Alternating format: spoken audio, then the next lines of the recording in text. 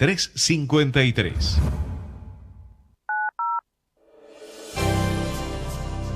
Aquí y Ahora Producciones presenta Hablemos de Salud. 26 años al servicio de la medicina preventiva. Producción y conducción, Ana María Forte. Columnista, el doctor Mariano Favaloro. Locución y presentaciones, Oscar Di Profio.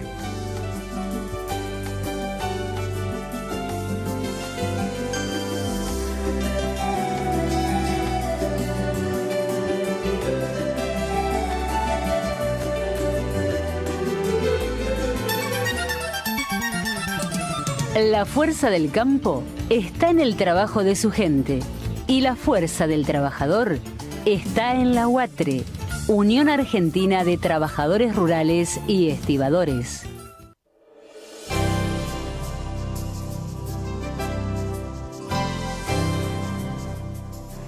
Hola, hola, ¿qué tal? ¿Cómo están ustedes? Soy Ana María y los invito a una nueva emisión de Hablemos de Salud.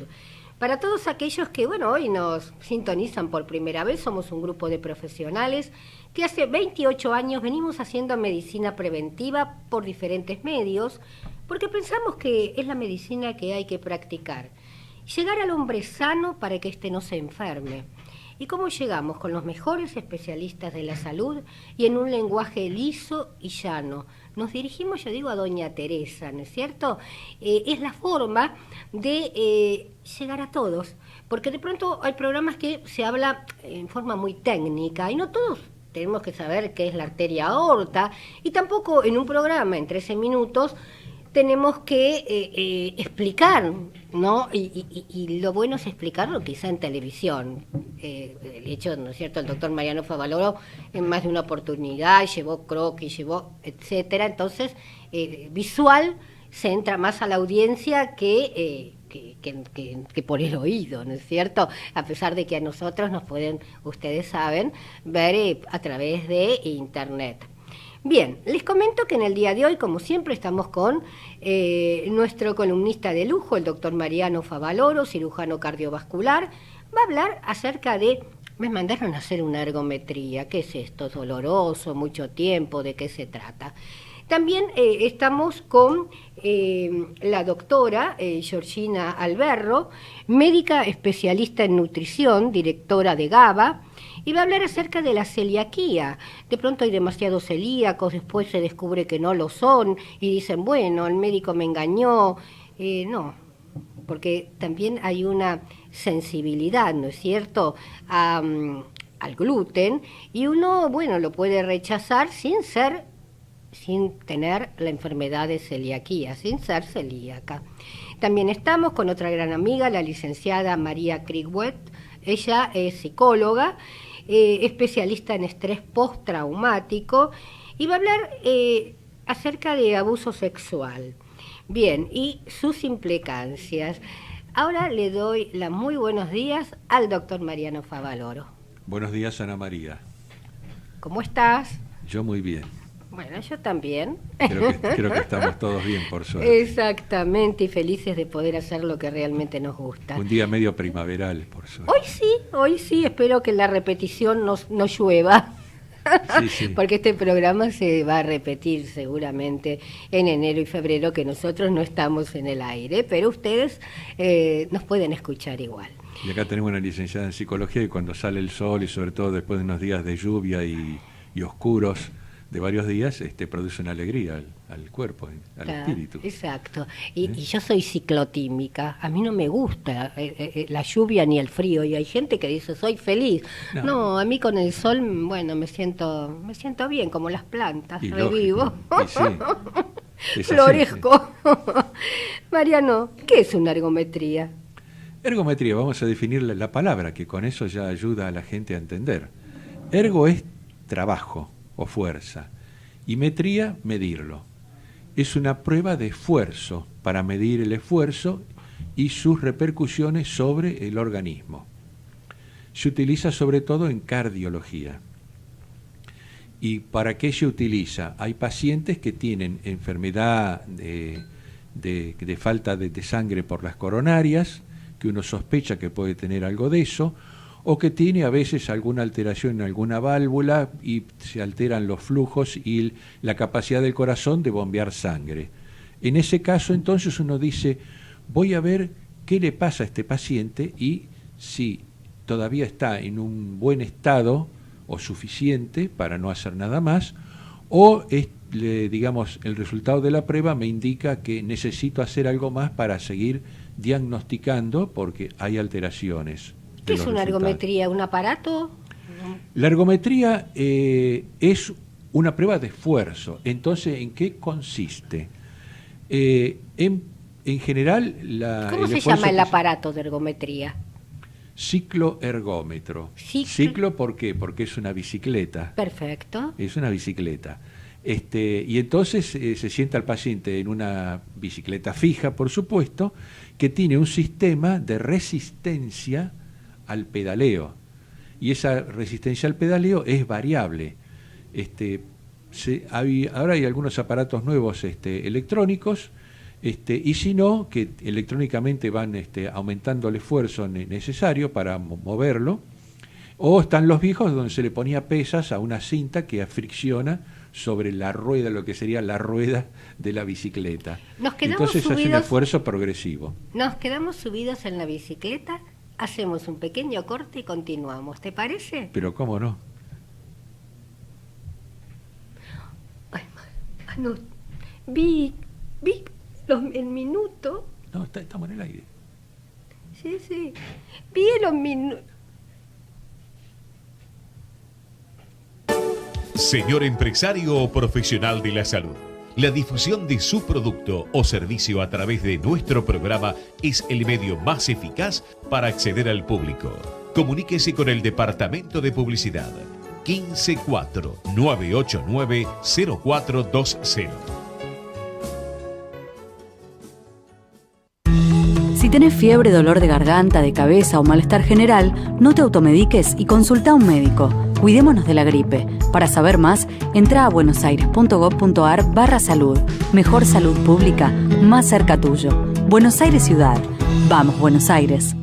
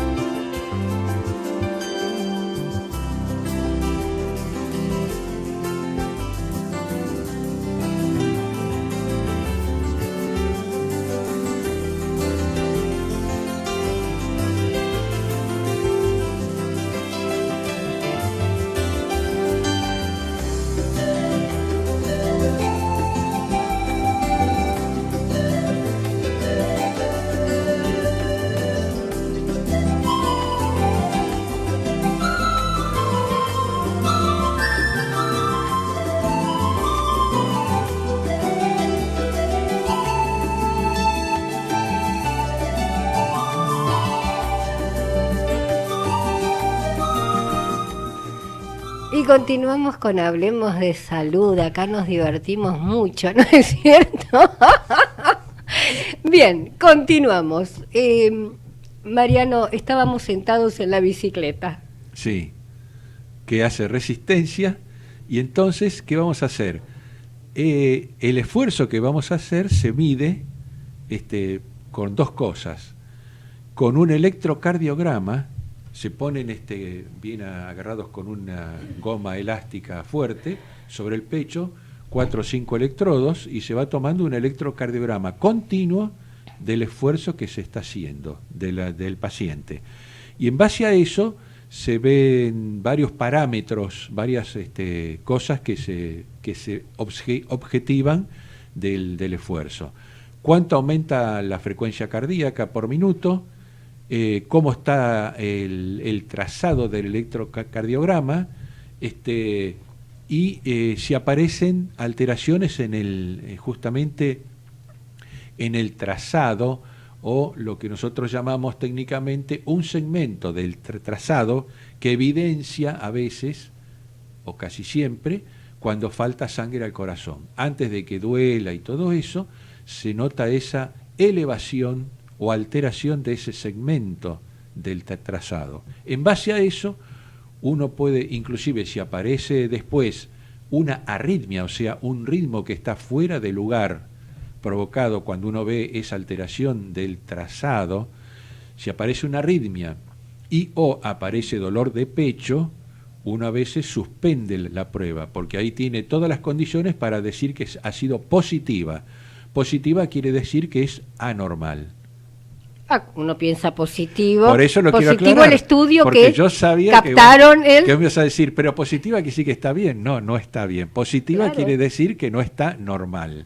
Ajá. Entonces, cuando uno la suspende porque tiene o mucha taquicardia, o sea, muy rápido el ritmo, o tiene arritmias, generalmente son lo que llaman extrasístoles, o sea, latidos que no tendrían que estar, y a veces los latidos esos son varios muy seguidos. Eso se llama lo que se denomina técnicamente una taquicardia ventricular, que es un ritmo serio, cuando aparece el esfuerzo, y aparece el dolor. Todas esas condiciones dicen, bueno, hay que suspender la prueba porque es muy positiva. Tiene todas las condiciones para la anormalidad y hay que suspenderla para seguir seguramente con alguna otra prueba o una otra estudio de más complejidad, para acercar el bochín, como digo yo. ¿Viste? Entonces uno dice, bueno, esto dio positivo, vamos a ir a algo más importante o más complejo para poder dilucidar si falta o no sangre, algo más preciso. Entonces, te comento, en la cámara gamma, que es el otro estudio que se hace con radioisótopos, o sea, se inyecta 1 centímetro cúbico de una sustancia radioactiva, y aquí viene siempre el comentario de la gente, voy a estar fosforescente. No va a estar fosforescente. Por ni nada dentro. por el estilo. Claro. No, que tiene la característica de unirse a unas proteínas, ese material radioactivo, que se concentran en el corazón. Y entonces, uno ahí, en el paciente le hace una cicloergometría, pero en este caso sentado, porque la toma de datos se hace con una cámara muy grande que está encima del tórax y el paciente tiene que estar acostado. Entonces se hace con una bicicleta, pero que está, digamos, con el paciente acostado, pedalea con los pies igual, y cuando el paciente no puede hacer ningún esfuerzo, que eso es lo que se hace también, se dan drogas. Será una droga que produce un aumento de la frecuencia cardíaca y entonces simula el efecto sobre el corazón de un esfuerzo físico. No hace el esfuerzo físico, sino que el esfuerzo físico lo hace el corazón solo. Bien. Y con eso evidenciamos si hay Hablaste algunas de un alteraciones o no. extrasístole. Sí. Bien. El extrasístole es puede llegar a ser una patología. ¿Por qué se puede llegar a producir? A ver, para que la gente entienda, es un síntoma, no es una cosa objetiva. Bien. Es como una especie de síntoma. Está entre el síntoma y el signo. El signo es lo objetivo. ¿Por qué? Porque aparece en el electro y indica que algo pasa. No sabemos exactamente qué, pero algo pasa. Quiere decir que hay una zona del corazón que probablemente le está faltando sangre y esa falta de sangre hace que se altere el funcionamiento eléctrico, porque el corazón funciona en base a electricidad y produce electricidad, ¿no es cierto? Y de esa alteración de la electricidad de las células provoca que esa zona se transforme en lo que llamaría en gatillo, empieza a tener un ritmo propio esa zona. Bien. Y por eso se llama extrasístole, porque está fuera de lugar. Fuera de lugar. Bien. Por ejemplo, ¿puede ser que una persona se le produzca cuando toma helado?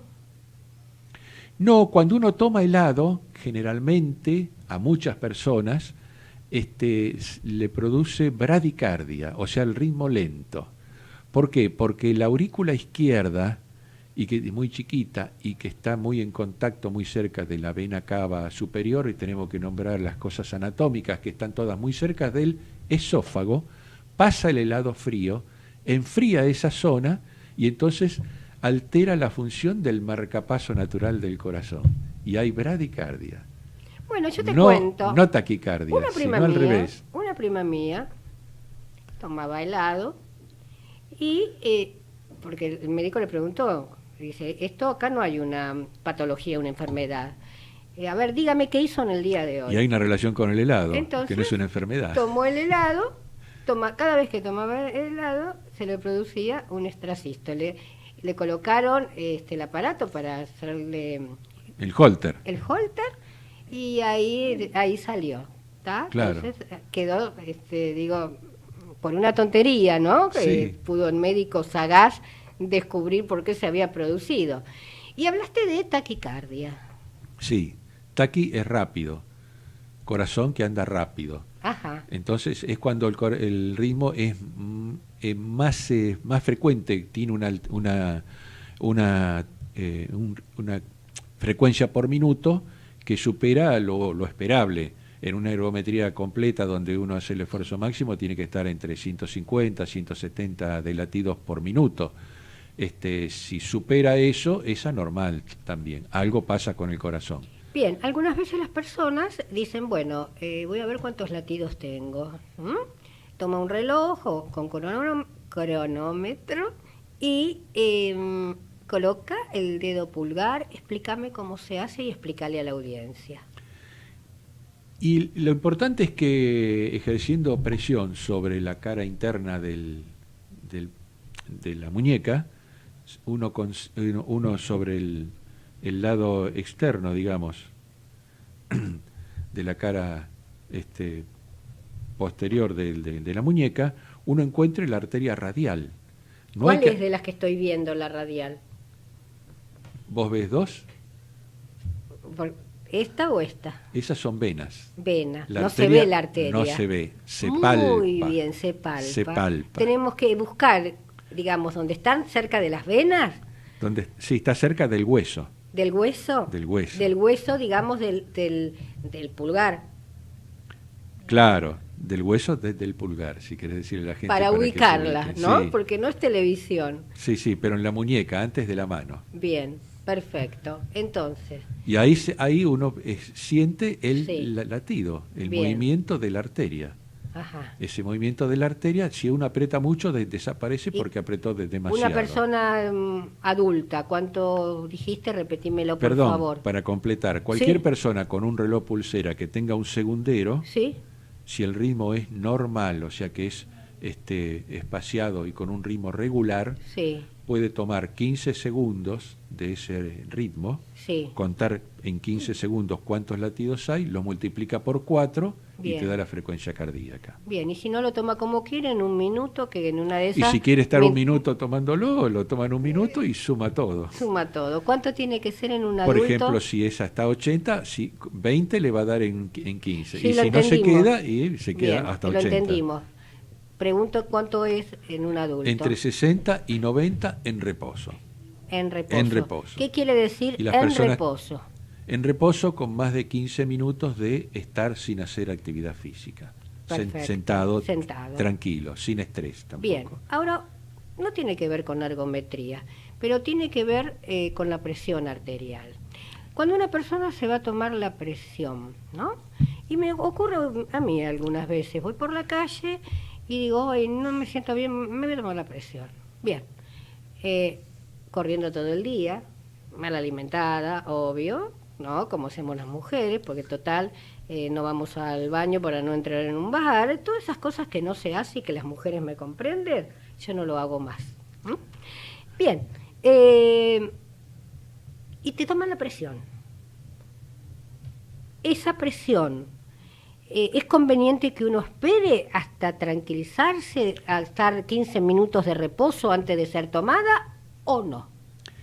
Y conviene en general, sí, porque si no, no está en condiciones basales y la presión puede dar, lógicamente, un poco más elevada. Si estás caminando a un ritmo muy rápido y estás haciendo un pequeño esfuerzo o más que un pequeño esfuerzo para caminar, porque estás muy acelerada en el paso, te va a dar un poco más de presión arterial, que es lo lógico que necesita el organismo. Ante más requerimiento físico, ante el esfuerzo, responde con un poco más de latidos y presión. el organismo. Bien, por ejemplo... No son condiciones basales. Bien, ahora bien, por ejemplo, cuando uno se va a hacer un electrocardiograma, ¿está? Y a mí me tocó que tuve que subir 5 pisos por la escalera, ¿no?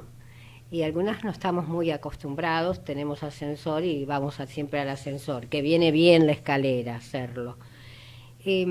¿Hay algún costo-beneficio?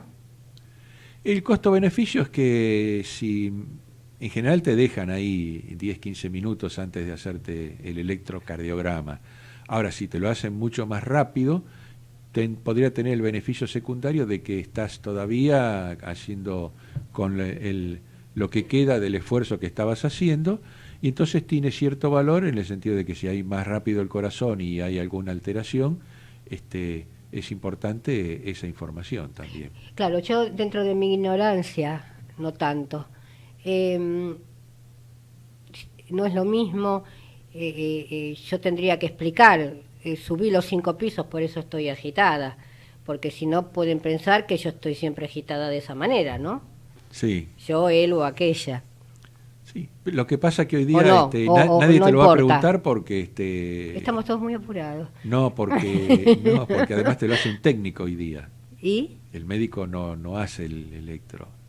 ¿Y? Porque está muy estandarizado el método de efectuarlo, entonces no tiene sentido por ahí que lo haga un médico. Y entonces el médico se pierde la oportunidad de ver qué pasa con el paciente, si está con respiración muy rápida o qué pasó. Es un técnico. Es un técnico. Entonces el técnico tiene la obligación, pues no vamos a andar que sí, que no, que frío, que caliente. Tiene la obligación el técnico de decir, señor, usted está agitada así porque vino corriendo, subió una escalera, o siempre está igual, y anotarlo. O decirle, mira, acuéstese en la camilla, y después el médico, si ve algo en el electro, después el médico decirle, bueno, yo veo algo, le mando. Porque si ya de sopetón la persona le sale mal el electro, mal no, agitada como está, le sale el electro diferente,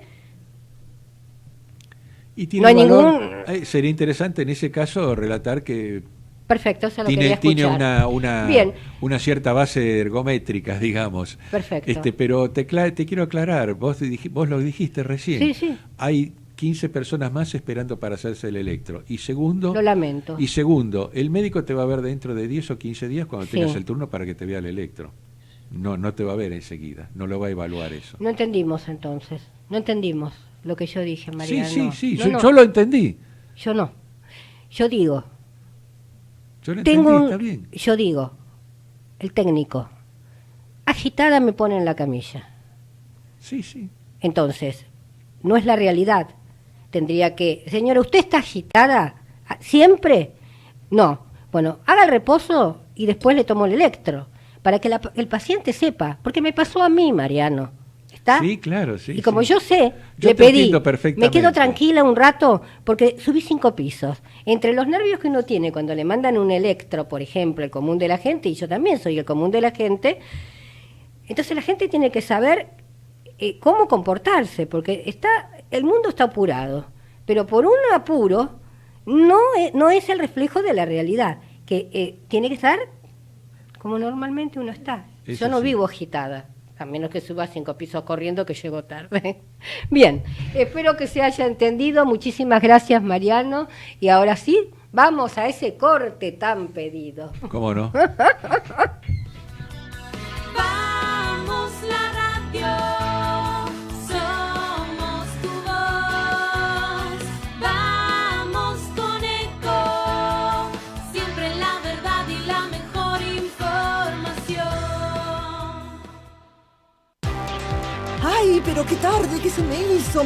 Me tengo que apurar porque si no, no llego.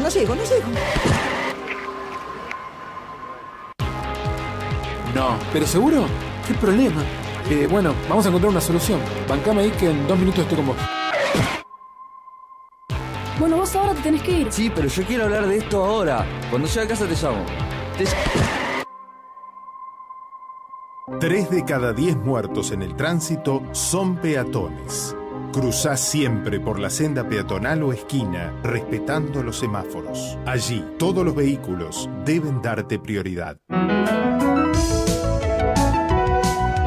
Luchemos por la vida. Descarga gratis de tu celular la aplicación Ecomedios. Podés escucharnos en vivo, informarte con las últimas noticias y entrevistas en audio y video. Búscala y bajate la aplicación Ecomedios. Podés vernos en vivo en ecohd.com.ar. Conectate con nosotros.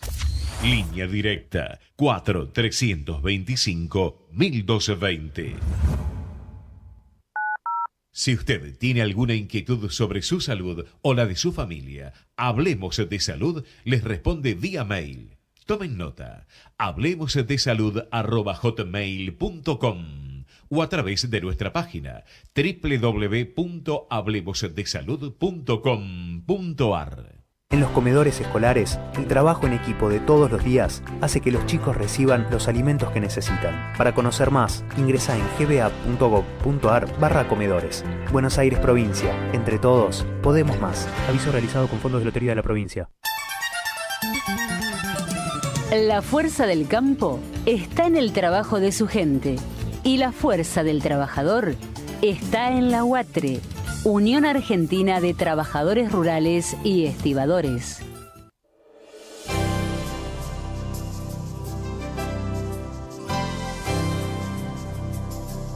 Y continuamos con Hablemos de Salud.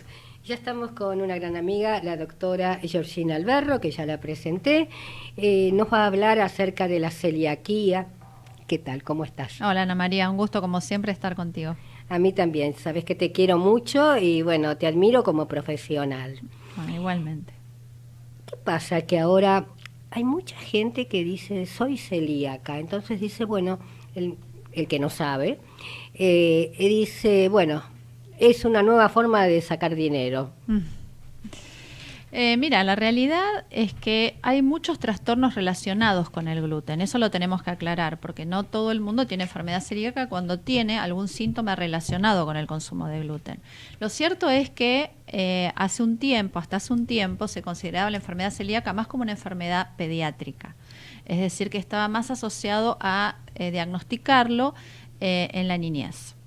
Y no se tenía en cuenta que tal vez personas adultas sí pueden desarrollar la enfermedad celíaca y que uno en realidad no sabe cuándo se desarrolló porque es difícil, es inespecífico, digamos, uno tiene que remontarse a ver si hubo alguna alteración en los análisis, alguna cuestión que nos indique, puede estar muchos años con la enfermedad celíaca y sin diagnóstico, y incluso el promedio en adultos es 10 años sin diagnóstico. Mucho, aún ¿no? hoy que se sabe bastante, o que en realidad se sabe hace mucho tiempo. Lo que pasa es que ahora los médicos están más al tanto de lo que es la enfermedad celíaca y más avesados para diagnosticarlo. Son esos pacientes de pronto, Georgina, que van de consultorio en consultorio y expresan que tienen diarrea. No solamente eso, vos sabés que yo tengo enfermedad celíaca, así que puedo contar mi historia, que le puede servir a mucha gente. Yo empecé con una anemia leve. Es una forma de comienzo muy común porque sobre todo en las mujeres una anemia es algo bastante frecuente, una mujer joven que tiene sus ciclos menstruales, o sea que todos los meses perdemos sangre, con lo cual la anemia puede pasar sin que esté asociada a una enfermedad. Hoy en día tal vez hay más hematólogos que estén al tanto de esto y piden pruebas para determinar si es una anemia, por qué causa tiene anemia, si es una anemia porque tiene alguna patología o es una anemia porque está perdiendo más sangre de la que debería perder o no llega a reponer a través de la alimentación. Entonces, el tema es que puede haber solo anemia, puede haber síntomas intestinales, como diarrea, como constipación, porque no solo es diarrea, digamos, puede aparecer con constipación y dice, no, pero celiaquía es diarrea. No, puede estar en constipación. De hecho, una de las confusiones más grandes es pensar que el paciente tiene intestino irritable. Es una de las confusiones más grandes, o lo primero que uno por ahí le dice, digamos, el médico piensa, tiene intestino irritable. ¿Es lo mismo que colon irritable? Sí. Entonces, el tema es que se confunde con otras patologías. porque justamente no tiene una sola manera de presentarse. Y además se presenta también de manera extraintestinal, como llamamos nosotros, o extradigestiva. Es decir, puede aparecer osteoporosis, puede aparecer alteraciones en la tiroides, que también son muy frecuentes. Por ejemplo, en las mujeres adultas es frecuente el hipotiroidismo, y a veces es porque está asociado a la enfermedad celíaca. La osteoporosis de por sí es una de las formas nuevas de diagnóstico de enfermedad celíaca, porque osteoporosis que no revierte con tratamiento hay que investigar. Porque justamente se descalcifican, digamos, los huesos porque hay una mala absorción. Tengamos en cuenta que la enfermedad celíaca implica una alteración de la absorción a nivel intestinal de todos los nutrientes. Entonces se produce un síndrome de mala absorción. Esto genera lo que comúnmente podemos decir una desnutrición, ¿sí? Entonces una persona que come pero que no se nutre, porque los nutrientes no están haciendo su función porque no se pueden absorber. Entonces se eliminan antes de ser absorbidos.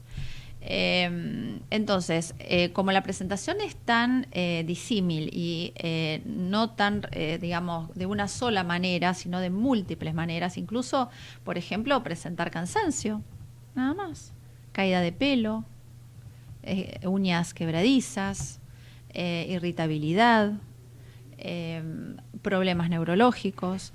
Entonces hay un abanico muy grande. Por eso todos los médicos de todas las especialidades tenemos que estar atentos a que detrás de una manifestación, que tal vez alguien puede pensar que es solo eso, hay otra cosa. Por ejemplo, en los abortos a repetición. Digamos, hoy en día tenemos que saber que una mujer que pierde un bebé la tenemos que estudiar. Y uno de los estudios que debemos hacer son estudios para enfermedad celíaca, porque puede ser la causa. ¿Qué estudios son, Alberto? Lo primero que se pide son anticuerpos en sangre, que no salen en una rutina común de laboratorio. Digamos, hay que pedirlos específicamente, ¿no? Esta cuestión de que tal vez uno va al médico y le dice, ay, me hace el análisis que quiero ver cómo estoy, un análisis general, pero análisis general, si no se especifica que uno está pidiendo anticuerpos para enfermedad celíaca, no va a salir nada y puede salir una anemia, pero puede ser algo que tal vez esté asociado o no, y además hay que saber interpretarlo. Entonces también tengamos en cuenta que no cualquiera puede ser celíaco. ¿Y es hereditado? No, es una enfermedad genética. Genética. Entonces tiene que tener una predisposición genética el paciente, tiene que consumir gluten, porque aunque tenga la genética, si no consume gluten nunca va a ser celíaco. Y además tiene que haber algo que dispare eso. Por eso puede aparecer en cualquier momento de la vida. Que es difícil que uno nunca coma gluten, ¿no es cierto? Sobre todo en países como el nuestro, donde el trigo está tan presente. Con la harina se hace todo. Acá sí. Y incluso hoy en día tenemos un mundo muy globalizado, donde, digamos, las culturas propias de cada país se van como perdiendo o deformando de alguna manera, y países que tal vez de base no tienen el trigo, ahora lo están teniendo para hacer otras preparaciones, porque bueno, todo llega a todo el mundo ahora, ¿no? O sea, ahora hay formas de comunicarse en todo sentido, y los alimentos también, las exportaciones, las importaciones. Entonces, digamos, siempre un país tiene como base algún alimento. En Paraguay será la mandioca, acá es el trigo. Entonces, digo, y tengamos en cuenta que ¿qué pasó? ¿Por qué, digamos, la gente se volvió celíaca? Porque en realidad el trigo es un cultivo nuevo, digamos, tiene alrededor de 10.000 años, y muchos no nos adaptamos a eso, digamos, a poder digerir el trigo. Y dicho sea de paso, el trigo es muy difícil de digerir para cualquiera. Por eso hay mucha gente que dice, ay, comí pastas y estoy como hinchada. Me siento yo mal. soy de la época del, ¿cómo es? Pan con manteca. Ah, bueno. ¿Tá? O sea, era la base de la alimentación. Sí. O sea, de la alimentación. La panera en la mesa y en la merienda y en el desayuno, pan con manteca y dulce. Bueno, de hecho, uno de los signos, digamos, que apareció para estudiar la enfermedad celíaca era que en épocas de guerra dejaron de comer pan. Y ahí se empezaron a mejorar. Cierto. Y aparte del trigo, ¿qué otra cosa el celíaco en realidad no puede comer? El gluten está presente, digamos, el gluten es el producto del amasado de la harina de trigo con el agua, pero en realidad los cereales que no se pueden consumir son trigo, avena, cebada y centeno. La realidad es que la avena pura no generaría problemas, lo que pasa es que no tenemos avena pura. nosotros en nuestro país. Hay otros países que sí. Y en algunos países uno puede encontrar que hay avena que es apta. Tengamos en cuenta también, muy importante, que es los alimentos aptos, todos los alimentos aptos envasados tienen un logo oficial ahora. Y entonces eso es importante. Porque a mí me diagnosticaron hace 17 años. Yo tenía que ir con un librito, tenía que ver a ver qué estaba apto, qué no estaba apto. Era muy difícil ir a hacer las compras. Y había muy poca variedad de alimentos aptos. Hoy en día tenemos más posibilidades y el logo facilita mucho la compra de alimentos. Vos sabés, Georgina, que cuando vos llegaste y yo te dije, me hicieron una pregunta, me dijeron algo ayer y no recuerdo ni la persona ni la pregunta. Y digo, bueno, en el aire seguramente voy a recordarlo. Se trató, entre tantos temas, se habló de la celiaquía, se habló de que no lleva medicación, sino que el celíaco lo que tiene que reconocer la obra social es, los que tienen obras sociales, es la alimentación, ¿no es cierto? Y que hay prepagas en el cual le cobran un plus, se lo reconocen, de 3.000 pesos. ¿Qué sabes de eso? No estaba al tanto de que estaban cobrando. Ayer lo dijeron. Sí, digamos que debería haber un reconocimiento. De hecho, hasta hace un tiempo, no sé si cambió algo en este momento, se presentaba la compra de las harinas, digamos las harinas libres de gluten, y uno lo presentaba a la prepaga y había una devolución mínima. Porque el problema que tenemos 150 es que es pesos, me dijeron. Mira, un kilo de harina de premezcla, por ejemplo, sin gluten, que se usa para hacer varias cosas, bizcochuelo, masas de tarta, etcétera, sale 60 pesos. Entonces, la diferencia es muy grande con la harina de trigo, es muy grande. Con lo cual, en una casa, por ejemplo, que yo siempre le recomiendo a la gente que si hay un celíaco en la casa, no conviene que haya harina de trigo, porque la harina vuela. Y al volar, al estar en el aire, se puede ingerir involuntariamente.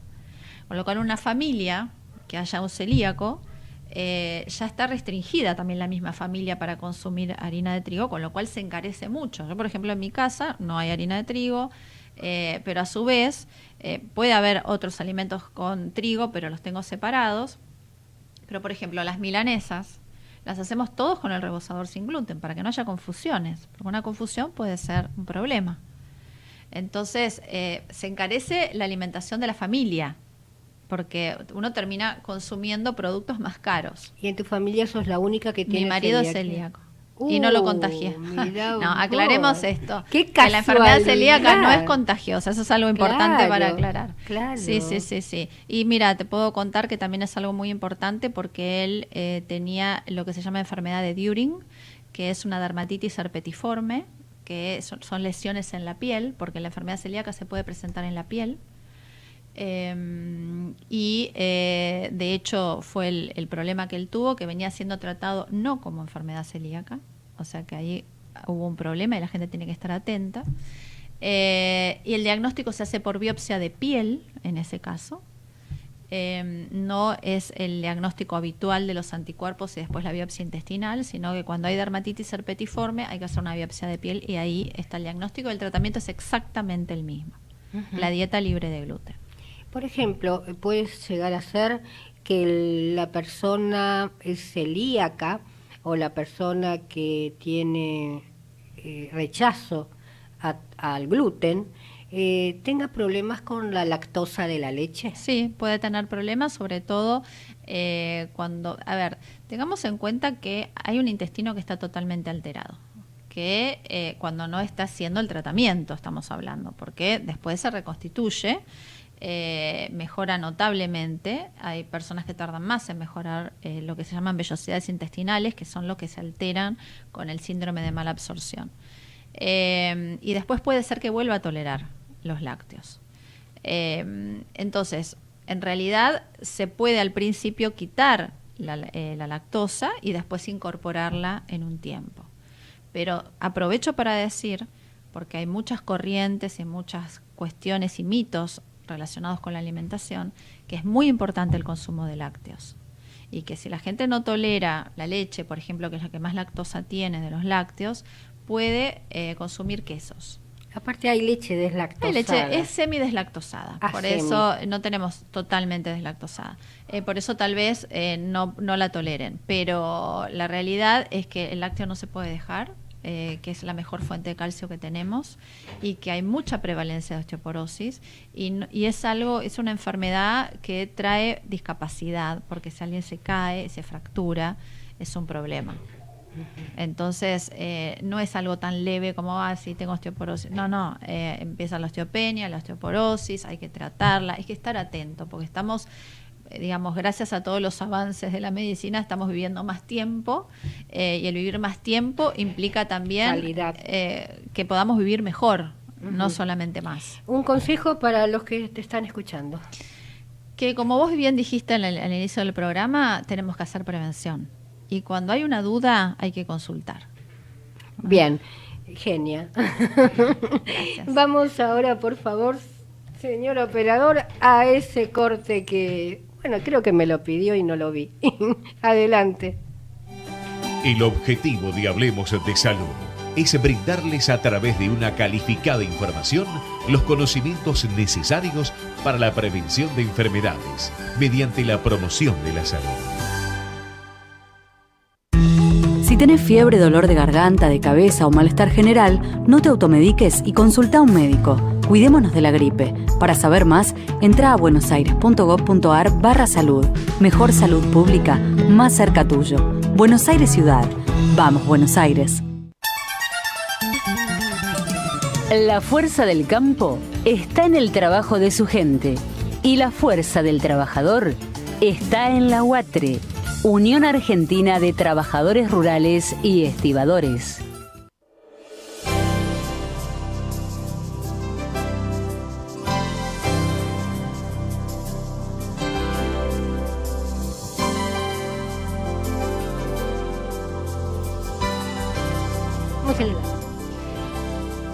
Bien, ya estamos en el aire nuevamente.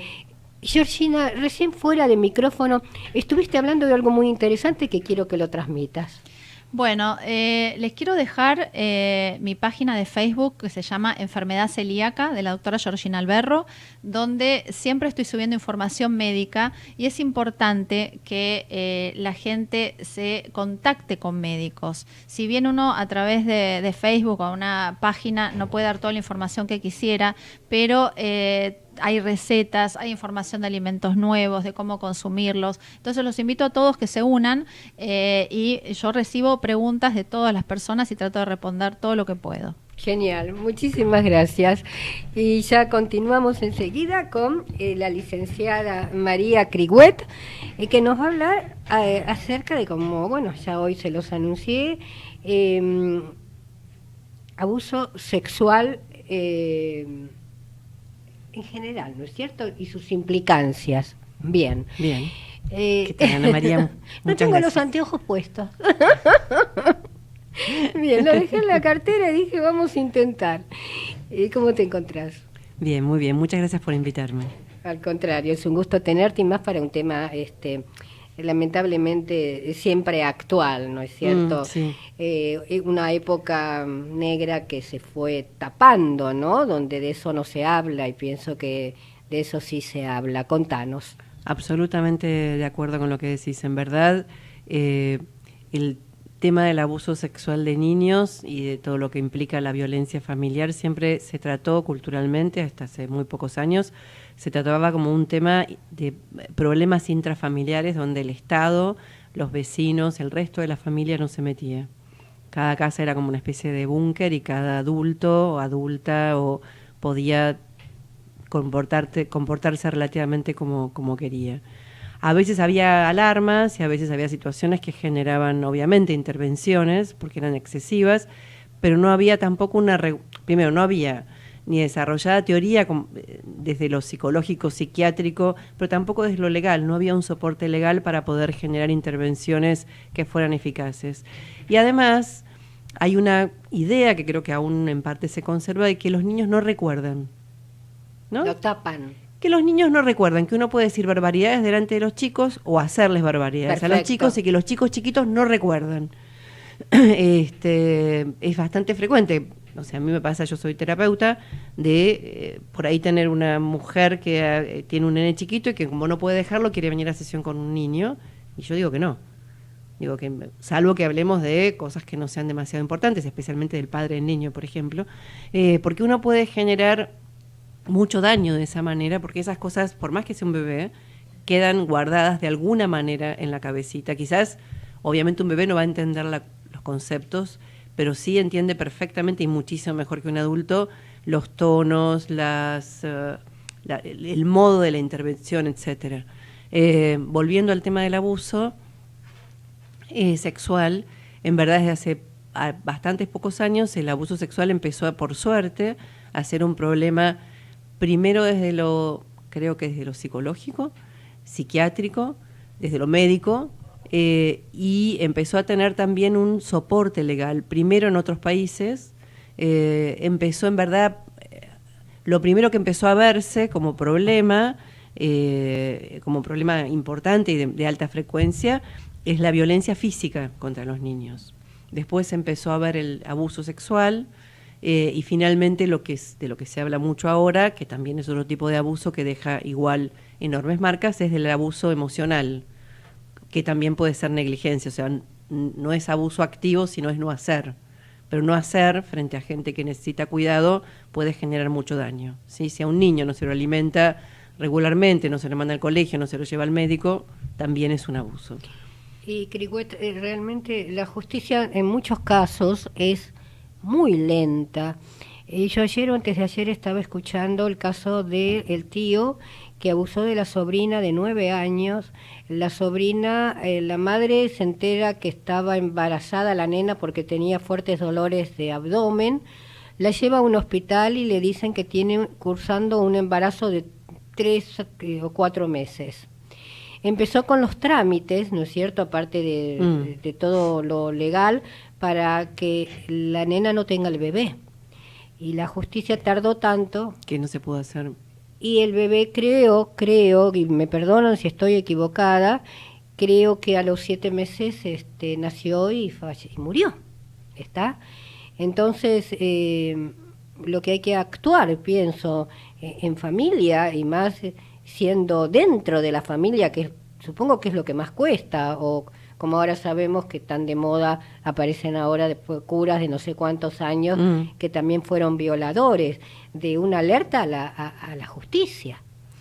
Sí, estoy totalmente de acuerdo con que si no hay un soporte legal es muy difícil, porque justamente este tipo de familias lo que suelen hacer es cuando hay una denuncia, se mudan de barrio, de ciudad, de provincia, y entonces el abuso se sostiene y se reitera. Entonces, si la intervención no es rápida, en verdad lo que termina haciendo es diluyéndose y generando en la víctima una cosa terrible, que creo que es peor que el abuso, que es la falta de creencia en la sociedad, en las personas. O sea, una cosa es, abusan de mí y nadie no sabe, ya es suficientemente terrible. Ahora, abusan de mí, lo saben, intervienen los maestros de mi escuela, la directora, el abogado, el juez, y no pasa nada. Y yo sigo viviendo con mi abusador y además me castigan por haber hecho la denuncia y además probablemente tenga situaciones de abuso aún más terribles a partir de ese momento. La verdad que creo que es un descuido aún mayor, es realmente iatrogéneo, o sea, es a partir de una intervención mal hecha generar más daño. ¿Sí? Creo que la no intervención, la intervención lenta de la justicia genera esto. Y yo lo escucho en pacientes adultos y es realmente terrible. Es tremendo. Yo recuerdo, ahora cosa de 20 años atrás, donde vino un profesional a hablar de abuso, que le había cursado una denuncia a un cómico de TV que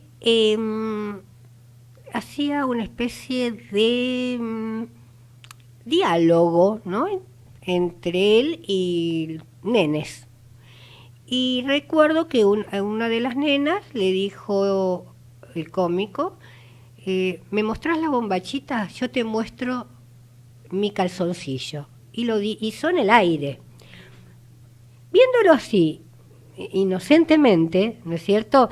Qué sé yo, la mayoría no le llamó la atención. Pero hubo una psiquiatra que le llamó la atención y inició una denuncia.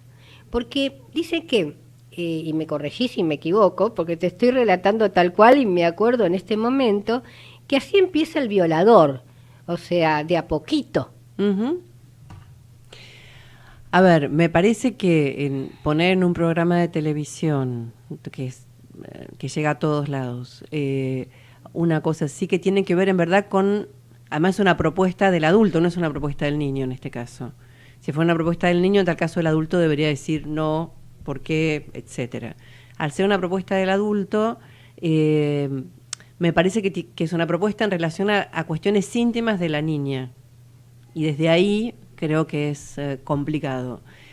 También está esto de lo que yo decía al principio, la normalización o la idea de que este tipo de cosas no causan daño.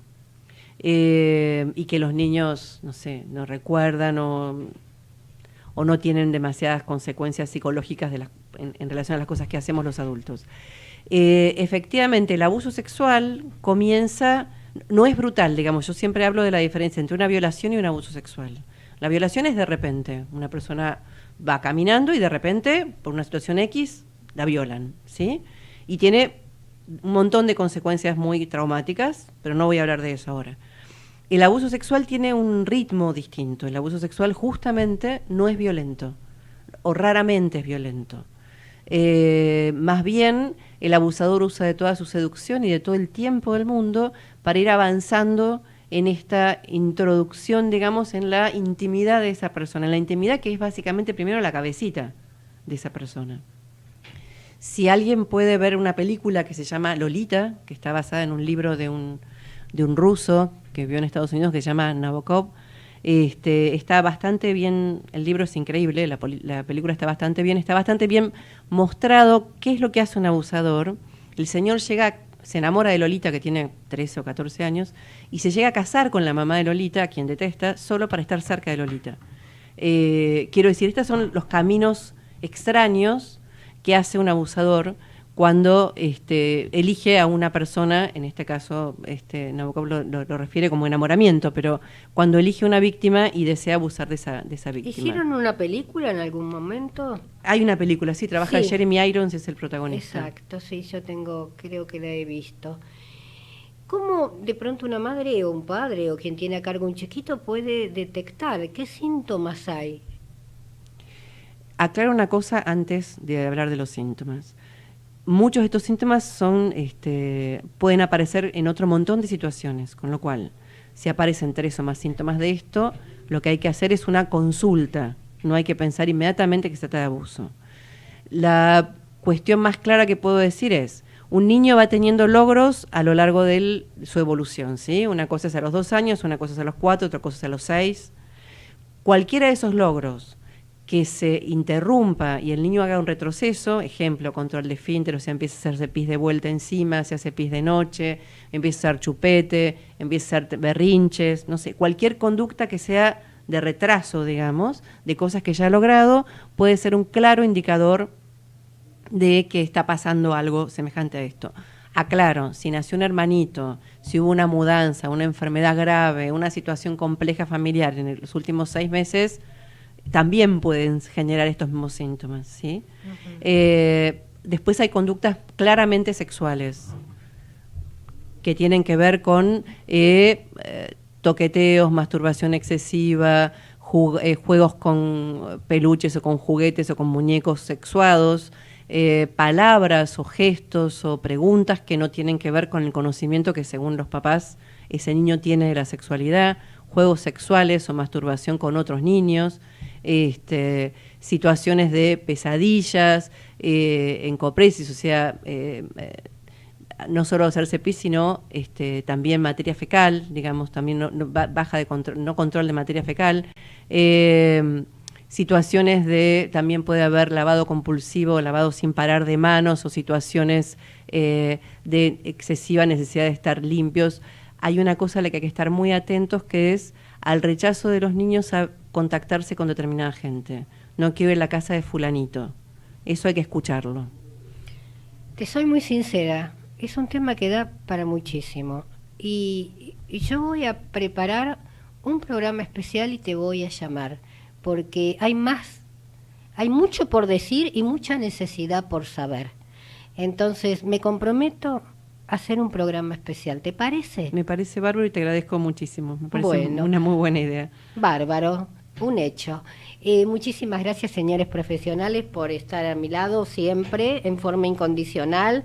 Realmente aprendo mucho en cada programa y pienso que la gente también. Desde ya los voy a invitar para un próximo programa. Con respecto a la audiencia, recuerden, los espero la próxima semana en este mismo horario. Chau, chau.